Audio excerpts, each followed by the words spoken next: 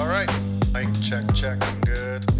So I'm Ceron, CWB Association Welding podcast. Today we have a really cool guest, Welding podcast. The show is about to begin. Hello and welcome to another edition of the CWB Association podcast. My name is Max Ceron, and as always, I'm checking what's rolling, what's rocking, what's grooving, what's moving. And today I have Aidan MacDonnell coming to me from Ontario, who's an automation contractor. So, hi, Aidan. How are you doing? Hey, how's it going? Good. How's the weather in your parts of Ontario? Where are you today right now? Getting much nicer out. We're getting into that area where it's like, wow, I don't really want to be at work anymore. I want to be outside, right? I'm out in Oshawa right now at GM facility out here, so it's getting a lot warmer, a lot nicer out. Yeah, that's for sure.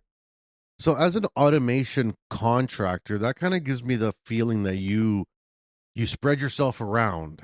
So you don't work per se for GM. You're a contractor that's working with GM right now, or how does that work? What you do? Yeah, that's pretty spot on. So my main focus right now is working at GM Oshawa. I support the body team. So all of the new integration automation lines, we're kind of in between the plant and the customer. I do have other clients though as well. So, and my education or my background was in MET welding and robotics. So my job description kind of broadened as I got more work experience. So I kind of label myself more as an automation contractor because I do a little bit of everything, not solely just to focus on welding and robotics anymore. So.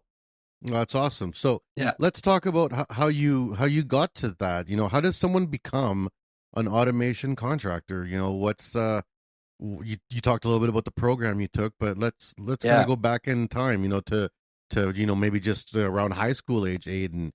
What did you think? Did you think you were going to be in robotics? Did you?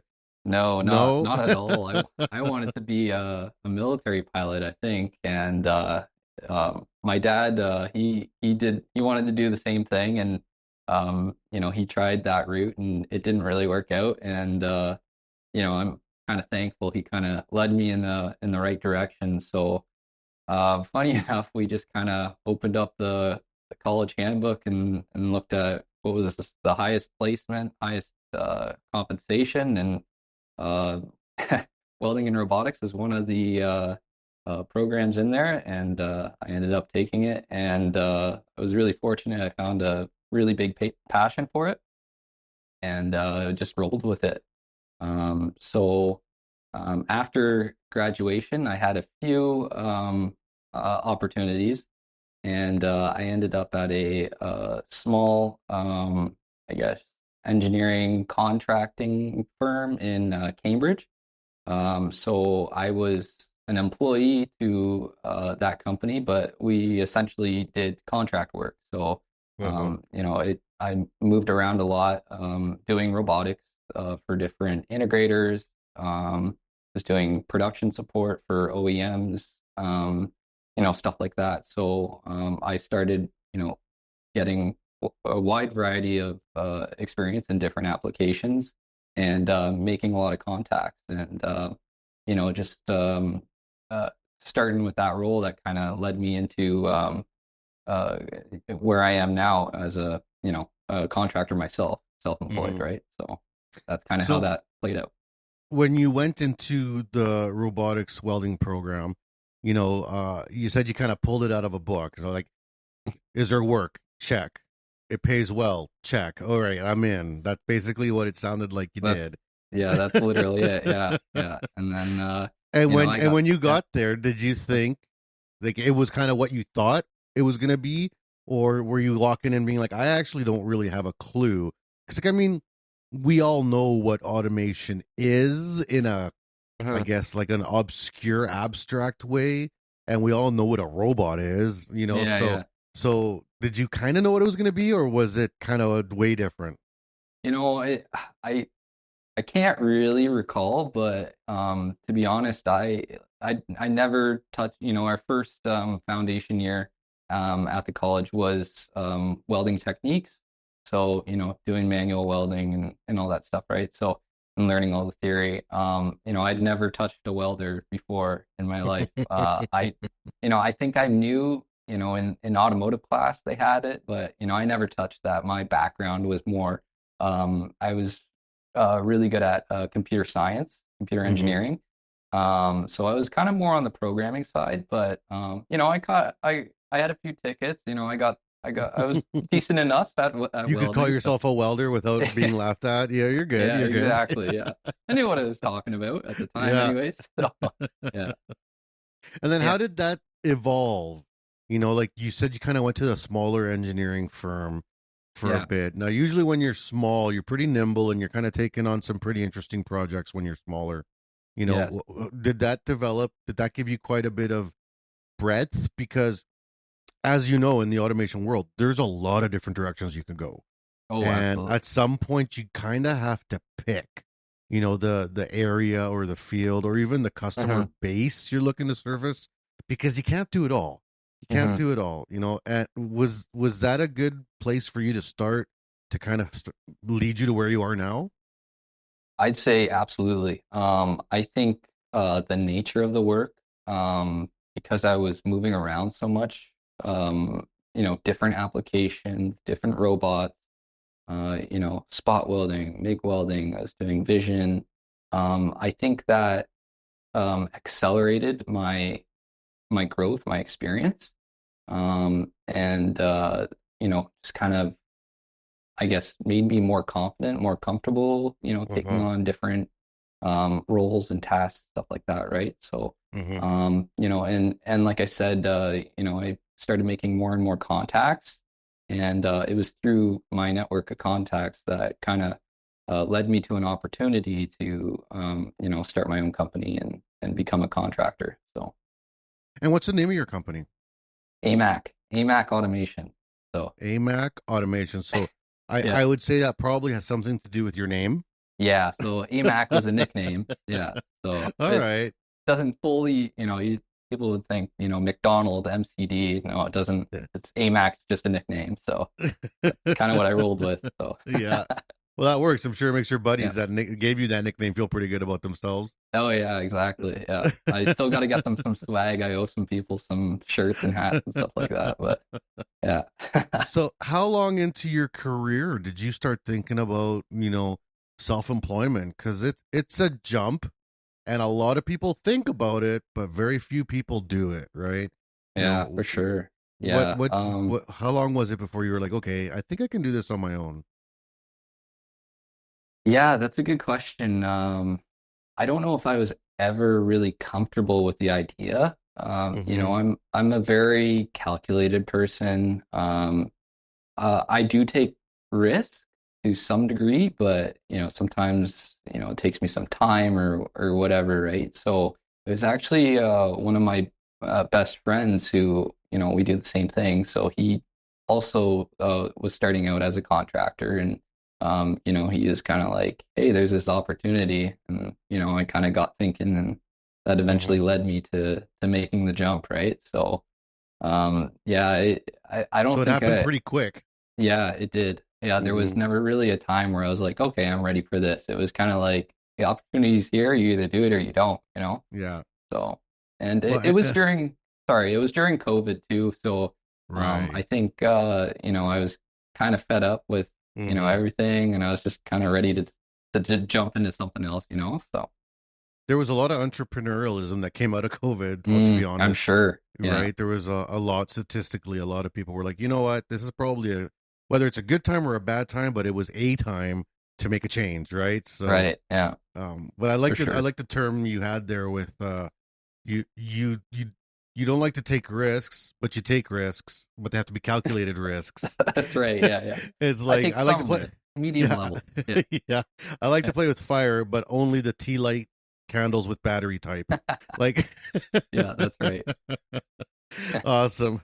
So you get into this world of entrepreneurship in the automation world, which is a pretty saturated market, I would say. It's starting to get there. Now, it's maybe not saturated in the individual consultant spectrum in which you're in now, Mhm. but there is a lot of large firms that are looking to push automation as a part of a product line or a service line. It's kind of like automation has been added on at the end of the thing that they're trying to sell you. Mhm. Whereas you're probably somewhere more in the beginning part of that journey where it's either like, what am I setting up, or how can I fix what I got? Am I Mhm. way off, or am I okay? No, I would say I would agree with you on that. Yeah. It is a bit saturated, but I think there's a lot of different specialties, and I think Hmm. like we said, with entrepreneurship starting out from COVID, I think a lot of places started to automate as well. So I think there's just been a lot more opportunity as Hmm. well. So I think it's kind of opened up, new processes, new, chances for automation. And it was just kind of something people were forced to do, you know. Yeah, and the price of automation has gone down significantly in the last few years too. So I mean, Mm. that makes a big difference. Yeah, that's true. I'm seeing a lot more competitors with equipment and Hmm. just different applications and stuff like that too, right? So, So when you first branched out and you started, on this path, you said that it was your network that really helped you kind of make that decision, and an opportunity came by. So that was probably like, what was that opportunity, if you can say, or what was the nature of that opportunity that made you really double take and be like, I think I can take this on alone, and it might be a thing. I think I kind of knew because I was younger, but also had a couple years experience that there was not as much of a risk. It's not like I had a Mm-hmm. kid, a house, No. and all that stuff, right?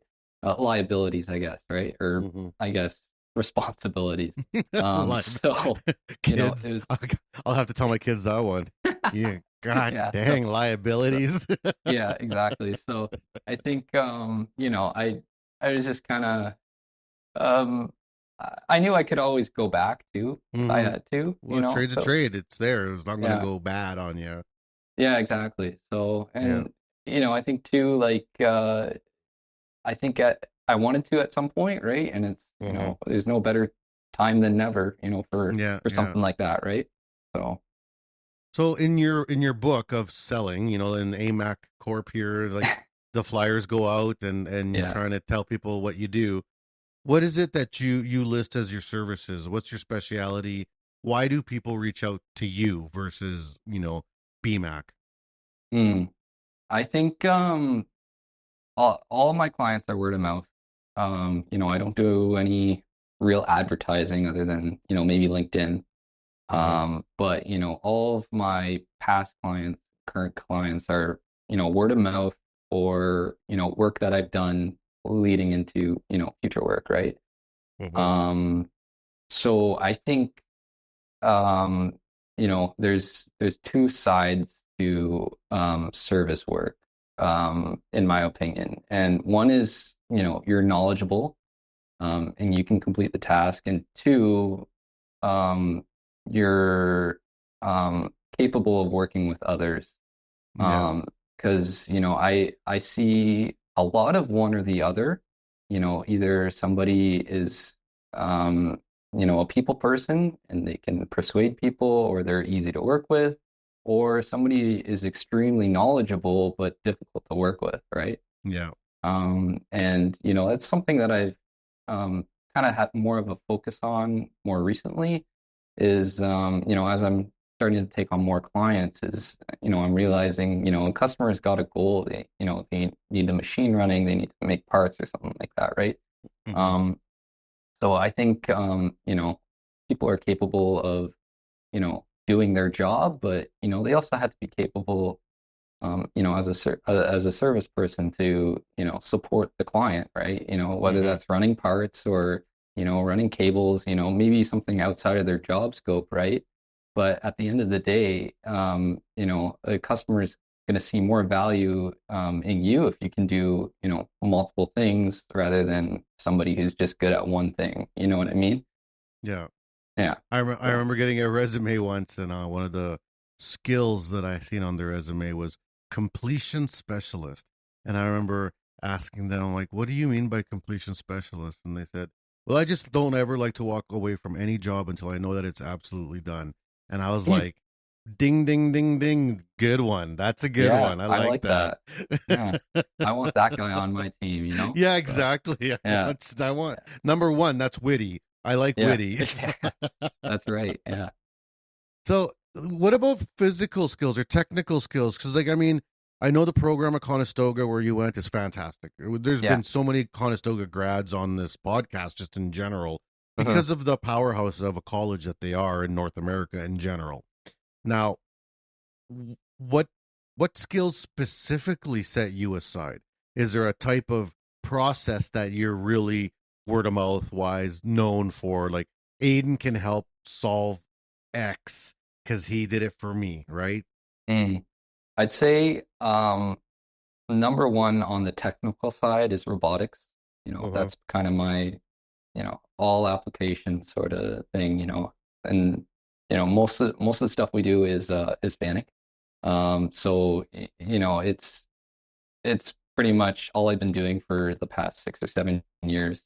Mm-hmm. And I would say, and then aside from that, I do a little bit of weld troubleshooting. I can do, a lot of machine vision, which is one of my main focuses here at GM. And then I guess one of the more general skills I would say is troubleshooting, Mm-hmm. because, there's so much I need to know in my role, but I just can't remember everything, and nobody really can, Nobody right? So can, yeah. yeah. So I also teach part-time at Conestoga College, and I was hesitant at first because I felt that I was, so out of touch in the whole welding theory and everything since school Uh-huh. because I just hadn't really been working in it full time, that I wasn't sure if I would be able to do it. So um, I think my uh my troubleshooting skills, even if I don't know it, I can figure it out. I can reference a manual, I know what Yeah. questions to ask, right? So and I think that's helped me succeed a lot too. So Well, and that's a very good skill because it's not something that comes naturally to everyone. mm, Some people get hung up on a obstacle or something that's not right. And it's not a mm, fault of their own. Sometimes people are just not looking in the right spot because they don't know what they don't mm, know, and you just need a second set of eyes to kind of make make something seem like, oh, where the bottleneck is or what the problem is or why the process isn't going on to the next step and what's wrong. And especially, when you're looking at coding of robots and like FANUC systems, that can be pretty tedious, onerous work. absolutely. Yeah, Like you're going absolutely. line by line by line, and even though there's great software now that simplifies it and color codes it and Hmm. makes things easier visually, it's still at the end of the day just a computer, and they don't know either. They Yeah. they they can't tell you what's wrong. They kind of just sit like a dead duck until you find the magic line or code or whatever it is that's stumping. Yeah. Now, what about in terms of like processes or like when you talk about automation and that's not necessarily robotics, maybe material handling or, value stream or process management, are you involved with any of that stuff too? Or do you mainly focus on the actual, you know, physical robot machines and what they're doing? Yeah, it's a little bit of a uh interesting role here, because I guess like at GM for example, I'm kind of like the third responder. So, I'll go electricians, plant engineering, and then they'll call in somebody like myself. So I get I guess I don't have like a specific task really, Hmm. right? But I also support like all of the new automation coming in. So I do a little bit of simulation, I do a little bit of CAD, design and meetings. Mm-hmm. So there's so many different things that, I do in this role, which is nice, that I don't Mm-hmm. have, a specific path, but, it kind of gives me I guess I'm a little scattered brain sometimes, but it gives me a chance to kind of know a little bit about everything. So And did you think it was going to be like that when you finished college? Did you think it was going to be all this information coming from all different directions to get to where you are? no, I don't think I never really expected to be in the position that I am now. Yeah. I don't really know exactly what I was expecting. Yeah. I never thought I would own my own company and, work for myself, which is pretty cool. Yeah, I didn't really know what to expect. I don't think so. And now that you're doing this job, since you and your dad both want to be pilots, does that mean that now your dad has to work for you? Is that what's happening now? Yeah, we've joked about it before, but he's getting close to retirement, so I don't know if I don't want to pay into that pension. That's gonna be expensive. Yeah. You can just have him as a day laborer or something, man. Yeah, I don't know. Yeah, Throw your old man a bone. Jeez. yeah, yeah, yeah. Yeah, I don't want to stress him out any more than he has. So Yeah. And what about the teaching at Conestoga? Like, how did that come around? Like you're off working, you got your own business. Gee, let's add another job on top of the yeah, plate. Like, how did that yeah. happen? As if I don't have enough going on. Yeah. Yeah. So I guess through my involvement with the CWBA, so I've been I guess a little more hands off more recently, just with how busy work has been. But I was still kind of involved, with the association, and there Hmm. was events at the school that I would go to at Conestoga. And I got talking with one of the profs the one day because they had mentioned that they were looking for another professor. So I kind of looked into it and I applied, and it was definitely a difficult decision because it was a fantastic opportunity. It was for full time. Hmm. Um, I eventually decided to turn it down, but they were still looking for somebody to teach the robotic welding for the second year students, Hmm. which is a 5 hour class. So I was able to get the time off through work, so I did that one day a week, and just for the winter semester. So because I do a lot of travel to the Detroit area as well. So I was able to work it out between work and the college, and this has been my second year doing it now.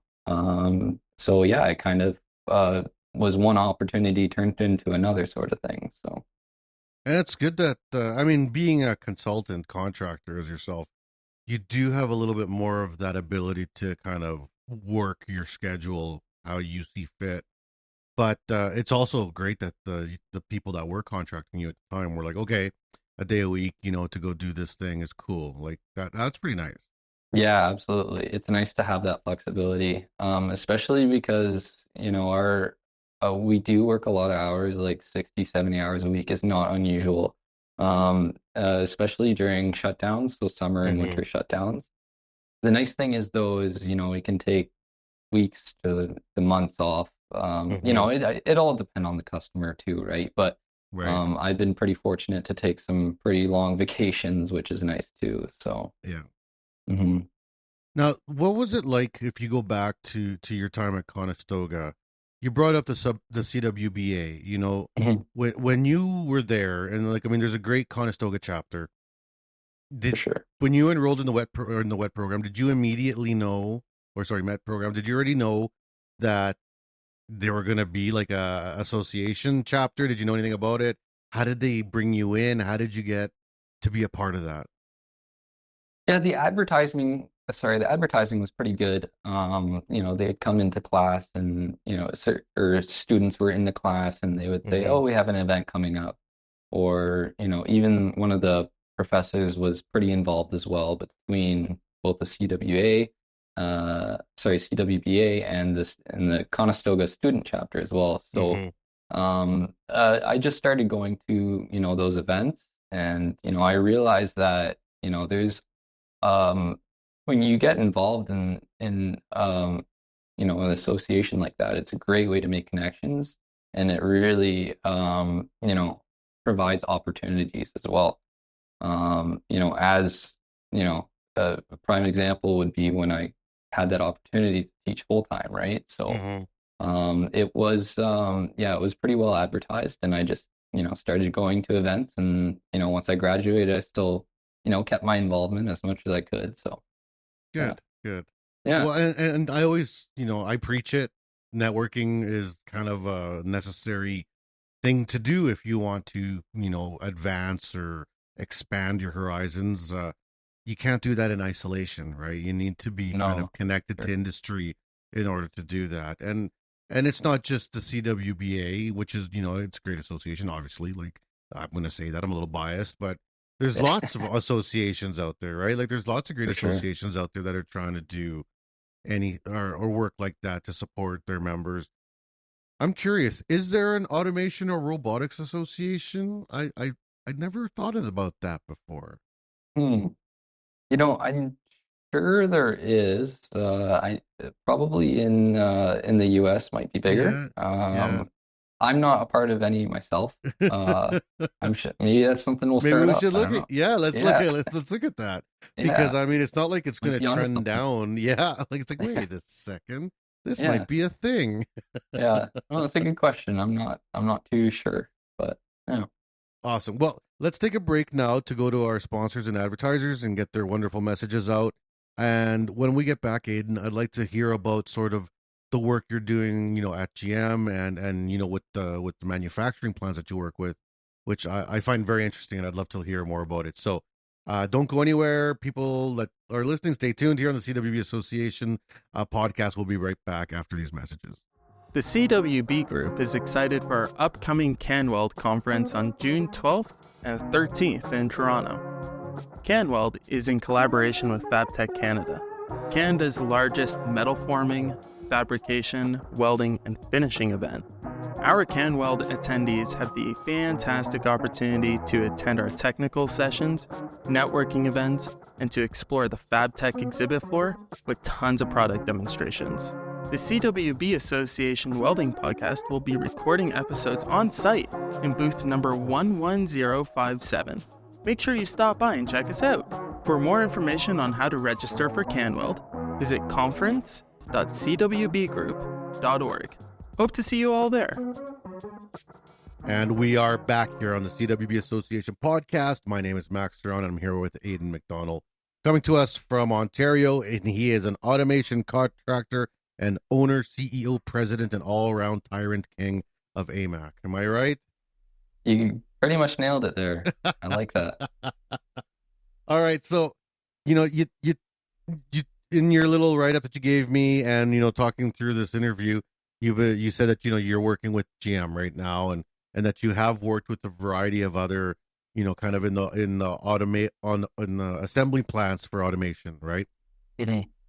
In the world of automation in general, automotive industry has kind of always been a pusher. They've kind of been on the leading edge of automation since day one. You're looking at the first industrial assembly lines ever in the world, the Henry Ford, the FIFO, like, you got all these systems that are going back over 100 years.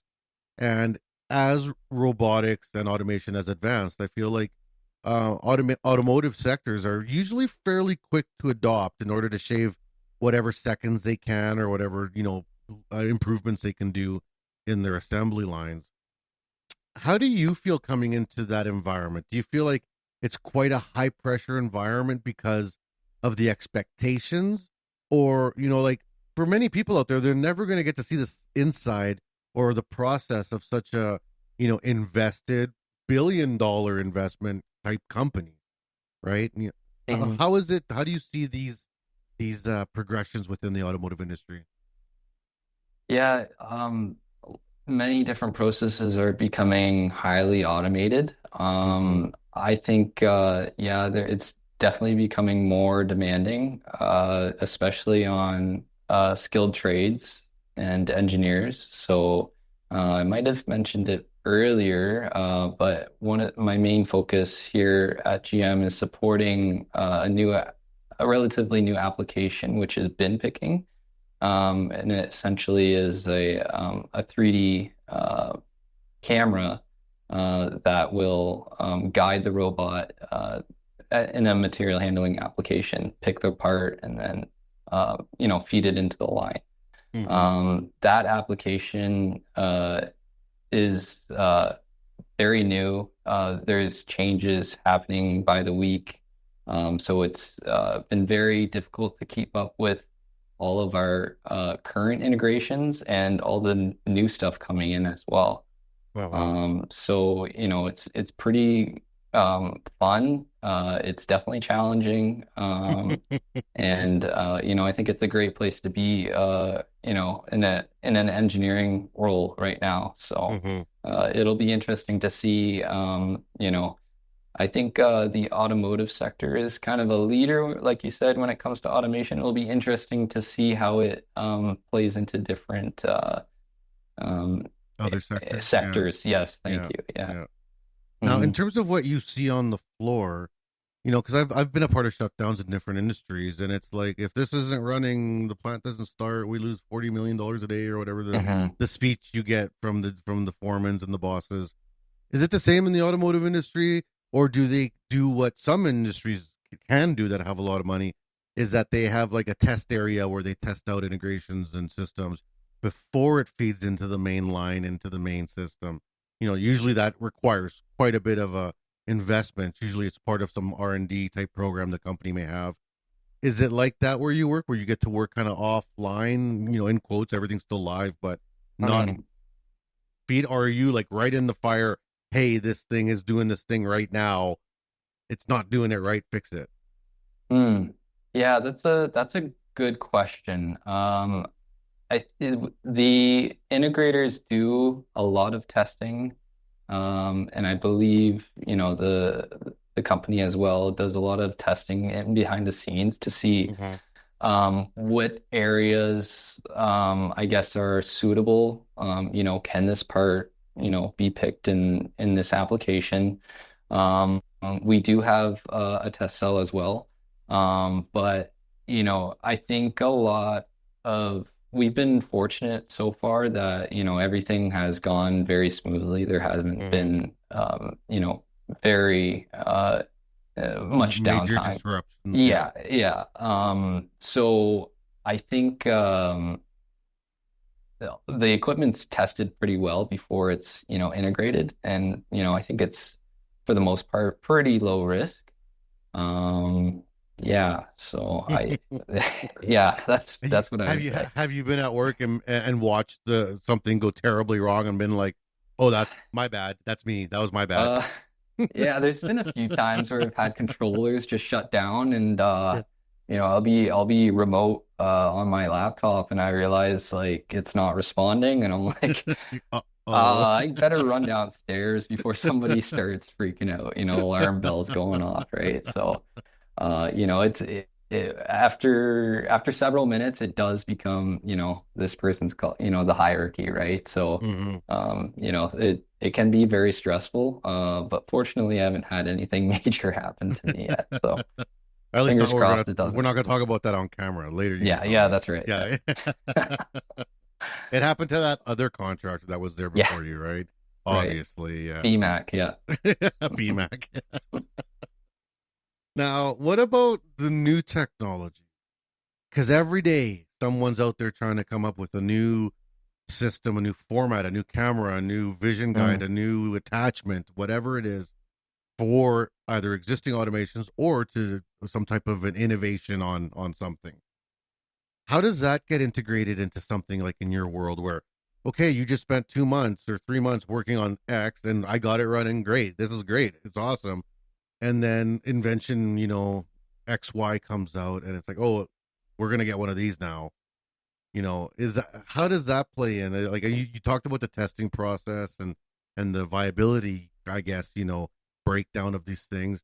Are you as a contractor brought in as a part of that to say, have you heard about, XY machine, or do you show up and there's a new machine in bubble wrap and you're like, oh boy? I think on the programming side of it, if we ever have any software, hardware, mechanical changes, ideas to improve, reduce downtime, increase throughput. We do get, we do get the chance to, build a case and, maybe on weekends or shutdowns, try or, send to an concept, send to an integrator, which is pretty cool, to be a part of that and test something or develop.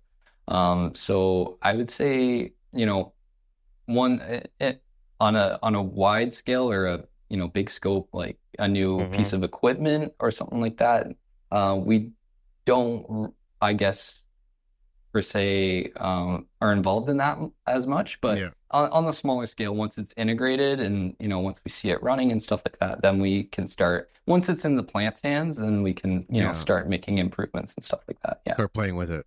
Yeah, exactly. Yeah, that's right. That's the fun stuff. Yeah. And what section of GM are you specifically working in? Because I know that their plants are generally split up into different areas, and they're kind of all like their own little business units, So where are you working? What are the things that are happening in your area? Yeah, so I am I'm specifically in the body shop, and I'm more on the corporate side, so I could be anywhere. But since I've been here, I've been only at Oshawa. But as I may have mentioned earlier, I do travel in between the plant and integrators as well, building the machines. So, yeah. Okay. And when you say body, what are we talking? The outside of the body panels? Are we talking frames? Oh, okay. Yeah. What's getting put together and getting done? Yeah. So I guess I forget that, not everybody's familiar with, the area. So it's pretty much body in white is from the underbody all the way up to the framing. It's basically in the entire assembly before it gets painted and before, the transmission, engine, mechanical goes in. Yeah, exactly. Yeah. So, yeah. Okay, so that's pretty cool. And this is like all GM cars or just some GM or like Yeah. So the Oshawa plant builds the T1X platform, so that's the Silverado. We do Chevrolet crew cabs. And it's a flex plant, so we do light duty and heavy duty trucks. So, okay. Yeah. Awesome. So my Silverado is the 2019. You haven't been there that long. No. If anything goes wrong with my truck, I can't get mad at you. No, not me. That would be Fort Wayne probably. I can call them. Actually, it's been all right. And that's good. I'm not pushing any specific brand per se. I drive a Ford and a Mustang, so people can take that for all it's worth. Okay. Or sorry, a Mustang and a Silverado. So Silverado, nice. I got one of each. In the automotive world, since like how long have you been there? 3 years now? 2 years? Yeah. So, interestingly enough, my first contract, I was contracted to the integrator, the machine builder in the U.S. So I was on their floor in Detroit, built the system, and integrated the line in Oshawa. And I was on that project for about 14 months, getting the body shop up and running. That was back in 2021. And then I did some other projects. I was at GM in Ingersoll. And then last year I had the opportunity to come back here on the where my team is called Vehicle Systems. So where we're in between the plant and corporate. So it was a pretty cool opportunity to come back here, kind of on the other side of things as well. So, all right. So all in a little bit over 2 years, kind of working with the company. How much advancements have you even seen in just that short time period? Like, does it move quick? Are the changes happening furiously and fastly? how there's this idea out there, like, it's Terminator 2. The robots are coming to take over. AI is taking over the world.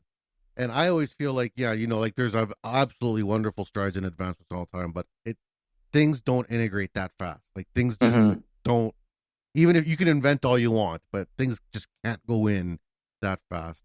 But I may be wrong. Like how do you feel like things are moving pretty quick? Yeah, I think it's definitely demanding. There, like I said, our shutdowns, summer and winter, are about 1 to 2 weeks. Mm-hmm. We're not putting in full assembly lines, but we're kind of kitting different areas, and kind of going, progressively through with the body shop. So although it's not anything extraordinary or huge. It It's in the constant. in the terms of automation, like it's going in very quick. I Yeah. would say, yeah. So, And what about the technology that's being integrated where you are at this high level? These are big companies with big investments, big money. Do you see this technology filtering down? Do you see it moving into other sectors like we talked about, or even smaller versions? Like, is there a mom and pop world where this type of automation could be relevant? I think there is. I guess a little surprised that it hasn't picked on, to tier ones, threes, as Mm-hmm. fast as, maybe I'd expect. But, I am starting to see, at least on, LinkedIn, social media, people integrating this technology, specifically bin picking, into machine tending, an application I Mm-hmm. saw last week. So I think it's happening, slowly, more or less. I think the maybe it's I know that the equipment isn't available here in Canada yet, so maybe Mm-hmm. it's more on the I guess the Accessibility. Yeah. yeah, maybe for the brand that can't keep up or something. So Well, I'm yeah, sure there's other, like, bin picking systems have existed yeah, for in one sure. format or another for a long time. Yes. But I've worked for major plants that have robots and have Mhm. automation lines, and they don't use it in the parts department, which I always Mm. thought was interesting because they got rows and rows and rows and like a warehouse full of parts, and they have people kitting these things with forklifts and up and down and in and out, and it's actually, aside from being pretty time intensive, but also quite dangerous work with the vehicles and the movement and the hands and the machinery. And I see the welding robots running. I see the fabrication robots running, and I've even thought 10 years ago, why is there not a robot, doing this picking for us and getting the pallets and getting them? It seemed like it would have been almost the first step in Mm. in automation, but it kind of seems to have been left for last. And am I wrong in that assumption? Because you're talking about this new bin picking, automation technology that you're working with, and that's after the rest of the plant's already automated. You know what I mean? Hmm. Yeah. I think if in terms of like maybe are you kind of touching on like cobots per se No, or I'm talking like in so this was agricultural manufacturing, oh, okay, which is yeah. so and that's kind of the world I was working in, where I would see automation in some parts get heavily invested and completely ignored in others.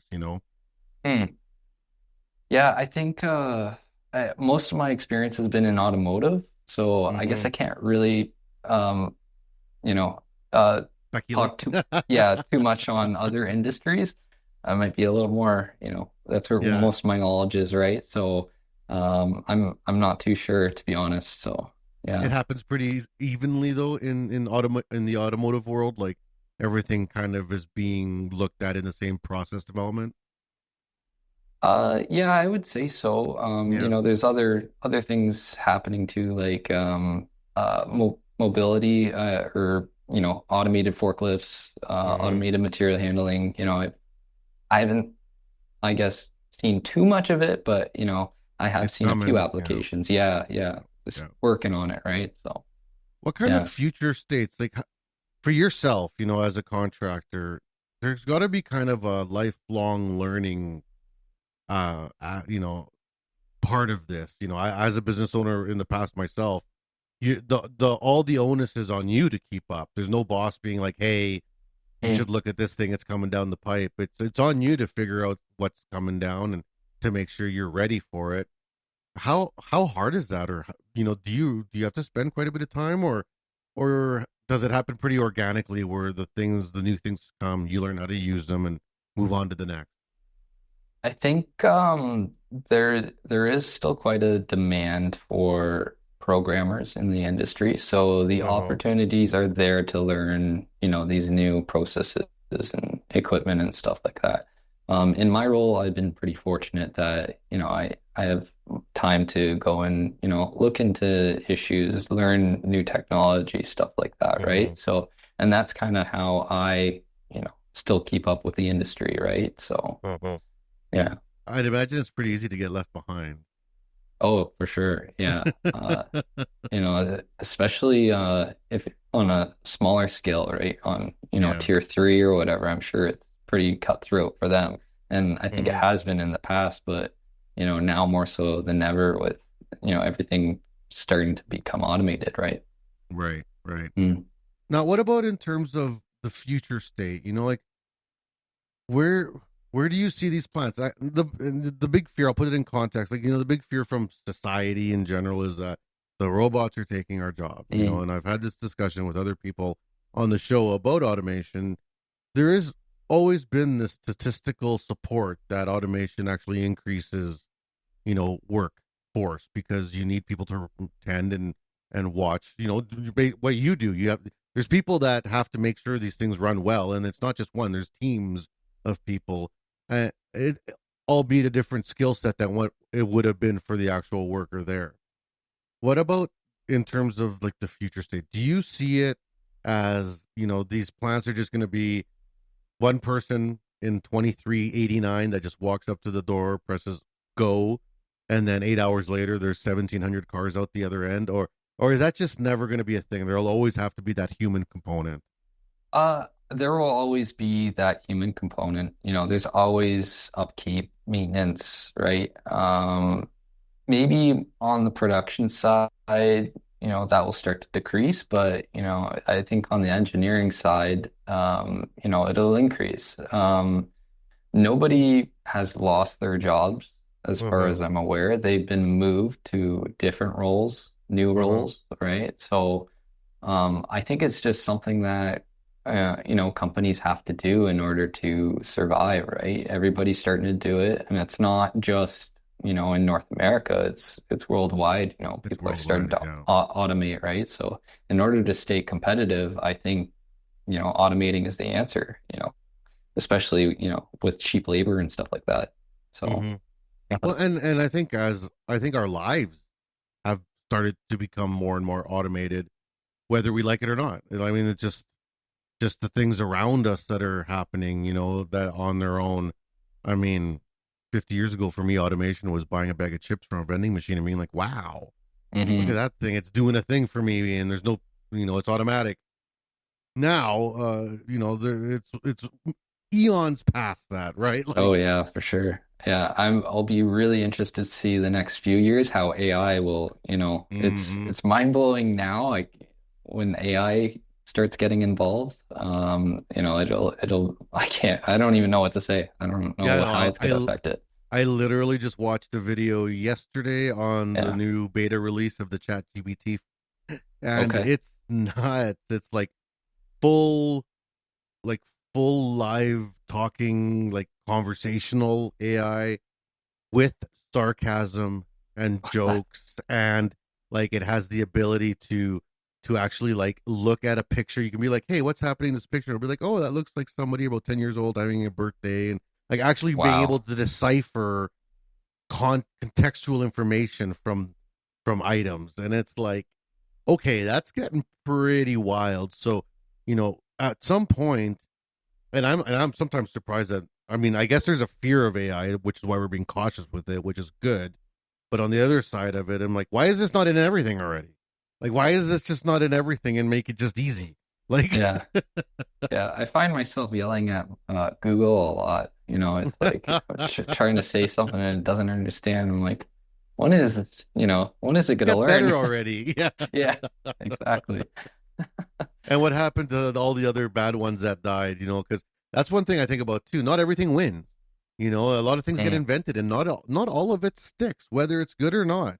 Like Uh-huh. Rip Bixby, and like all these other attempts at these type of technologies, and even with automation systems, not all end up winning, right? Some Mhm. some some turn out to not be the right path, and I mean, look at what's happening with self checkout machines in the world right now. It was a big push, and now they're all going back because, like, well, theft has gone up 60,000%. It's like, really? You Yeah, think? Like, yeah, for sure. Huh.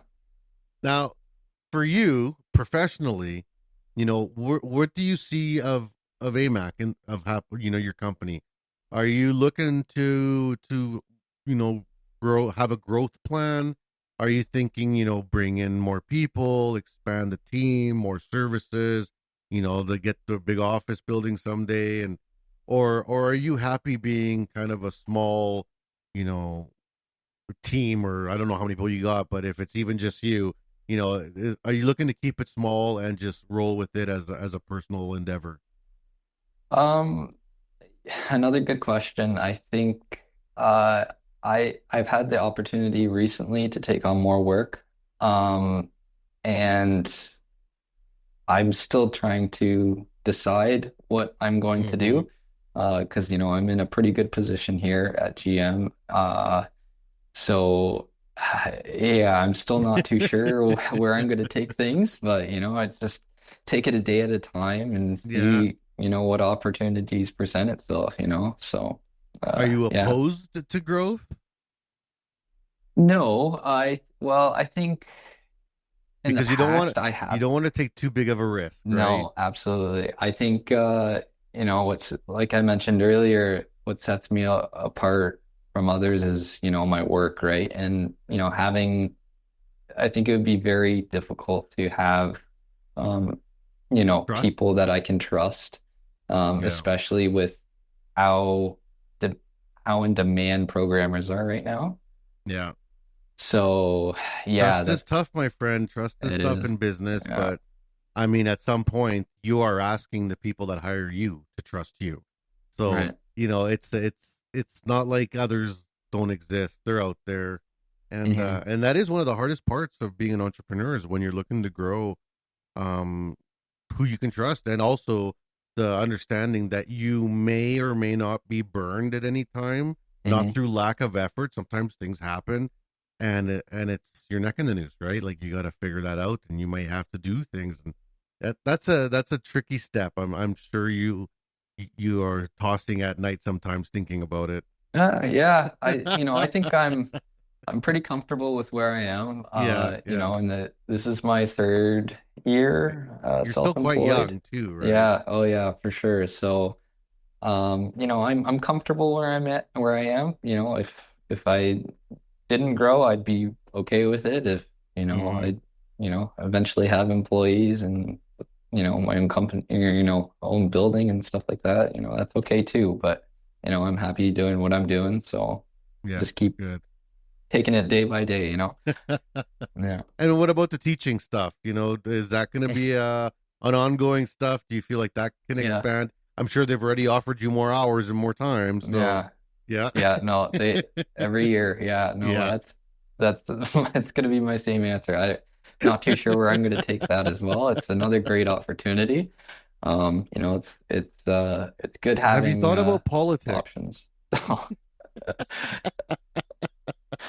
Uh, I Because don't this want has to been think at very, all. yeah, this is very, very good political answers here. Like, Yeah, no kidding, eh?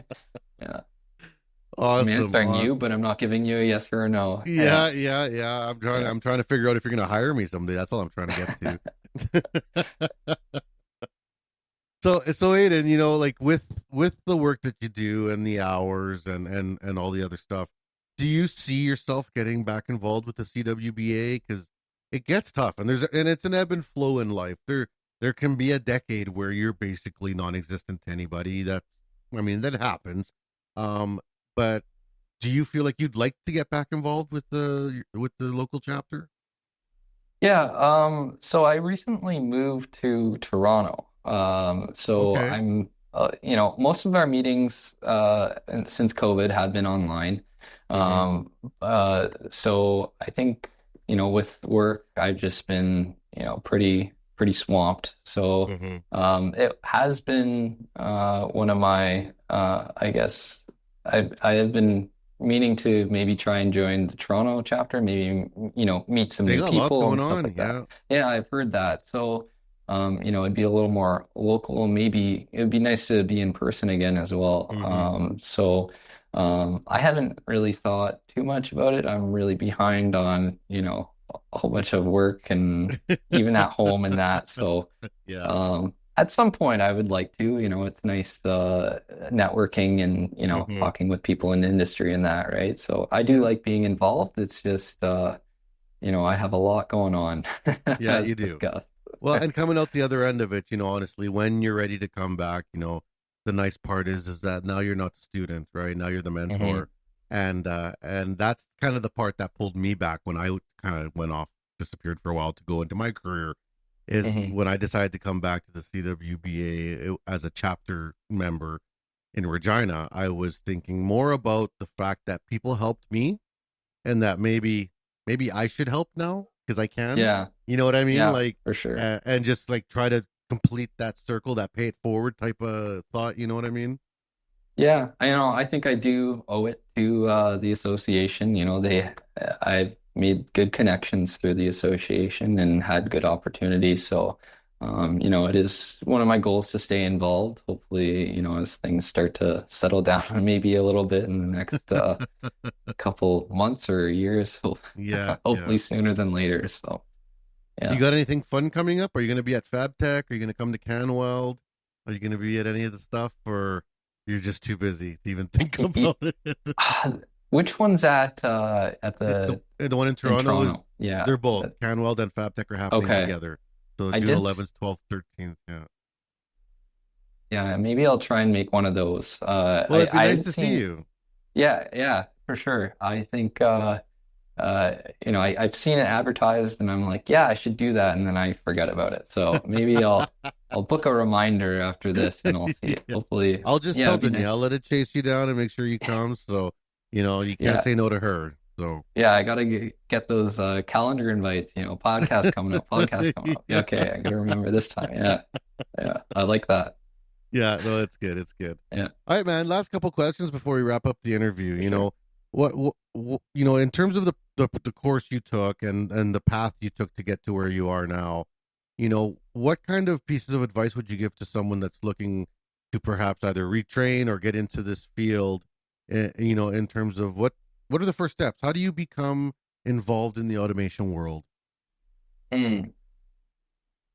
I think after, some sort of training or educational background, a couple years and there's so many different ways, so many different avenues you can take, Mm-hmm. to get into my role specifically, I would probably suggest similar to what I did, spend a few years, 2, 3 years at an automation company, if doing integration, maybe a machine builder or Uh-huh. a contractor like myself, um, get a few years experience, and then if you want to take a leap into contracting, maybe after a few years, connections, stuff like that, and give it a shot, Uh-huh. but I think it's important to get a few fundamental years down,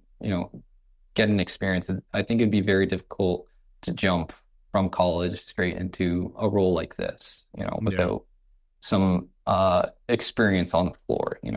Yeah, and probably a little bit Yeah. of guidance too from people with more experience in Yes, a in a absolutely. in a job environment, right? Because school's kind of always best case scenario, right? Once you Yes. get into the workspace, it's like, mainly worst case scenario, right? Yes. That's very true. Yes.